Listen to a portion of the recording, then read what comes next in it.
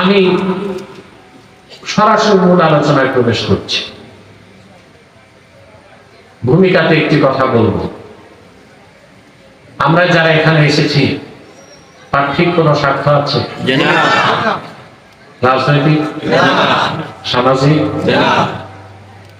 শুধু এসেছে আল্লাহ তার হাবিবের রেজামান্দি হাসিল করার জন্য, দ্বীনের ইলম শেখার জন্য, ইহকালীন কল্যাণ এবং পরকালীন মুক্তি অন্বেষণ করার জন্য। ঠিক না?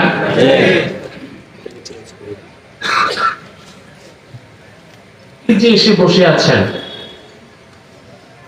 আল্লাহর কাছে কিছু তো বিনিময় চান, চান না? সবচেয়ে বড় বিনিময় মাহফিল আল্লাহ যেটা নগদ দিয়ে দেন। সুবহানাল্লাহ। কোরআন তেলাওয়াত শুনে দ্বীন মাজলিসের পরে মুমিনরা যখন সম্মিলিত মুনাজাতে হাত তুলে আল্লাহ তাদের জিন্দেগীর সব গুনাহ মাফ করে দেন। সুবহানাল্লাহ।